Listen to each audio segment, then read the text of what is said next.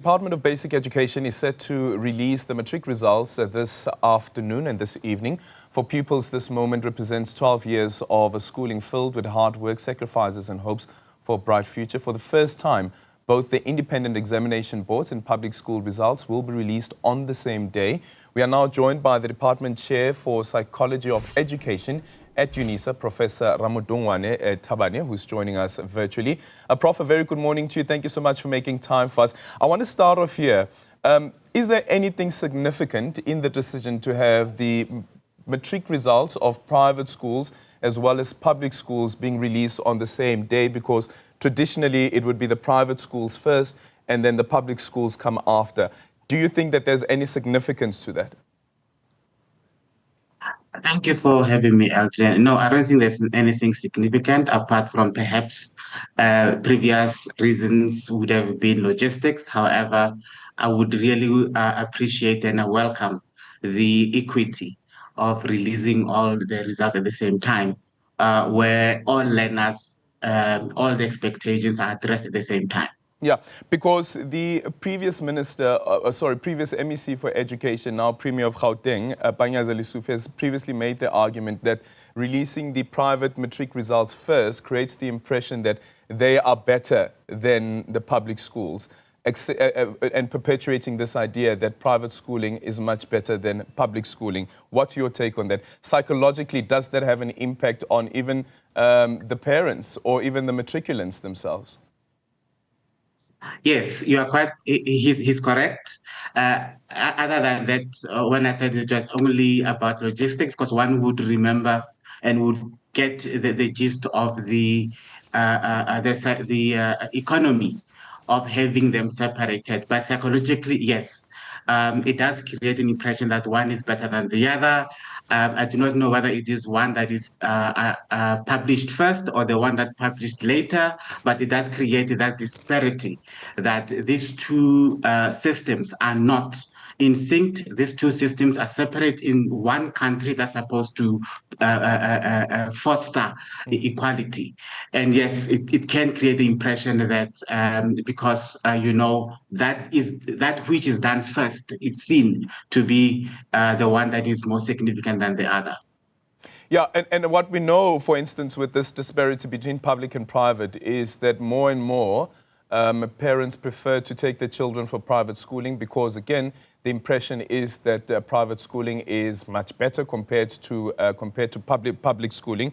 And you go as far as, for instance, looking at the issue around payments as well as fees, that when it comes to the South African Schools Act, it prohibits public schools from suspending learners for non-payment of fees, whereas with the private schools, that doesn't apply at all. And again, it brings us back to this conversation about the financial status that some parents find them in, and unfortunately unable to afford private schooling, even though they prefer that type of schooling, because, again, the impression is that it is a better quality of education.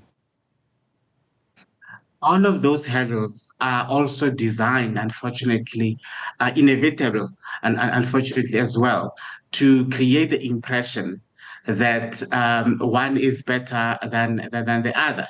Therefore, it means that if you want your child to get the best, so as created by these impressions and these inevitable circumstances, is that you must send your kid to where the money is worth, so to speak, despite the fact, and I like the way that you are bringing it in, the fact that in a public school, you cannot suspend apart from following a certain procedure, whereas in a private school, you can. So therefore, it creates that fear as well in the parents that if I do set my child there, despite that I can afford, I know that my child can be suspended at any time, willy-nilly, as they wish. So such and other elements that like resources created that the private schools have more resources, have better teachers, creates all these expectations that that particular system is better. This is besides the background that all teachers in South Africa are trained by the same institutions. Yeah, definitely. Then comes the emotional anxieties during this particular period. as the learners await their results. Well, the class of 2024, no longer learners. They will be applying for university. Some of them probably have been accepted already. But speak to us about that emotional impact and also the anxieties around the transition from basic education to higher education. Look, we are moving from a system or a period of being cared for to a period of serious forced, if not taught, at the correct stage, forced independence, where learners would know that if I make it, or let me not jinx, my son used to say that I like to jinx, when I make it to a post, the matric, I now have to do things independently. I go to a system where I'm not going to be followed around. I go to a system where more expectation is expected from me. So all of these things create the anxiety in our learners. Yeah. Prof, because we have to conclude the conversation, I want to ask you, do you remember the day that you were waiting for your matric results? Were there any anxieties? And this would have probably before you had a son who would have said to you, you are jinxing things, Dad. Can you take us back to that moment? I'll be very honest with you. I was very anxious. I don't know what happened, but I overslept. Oh. And that was good. You overslept.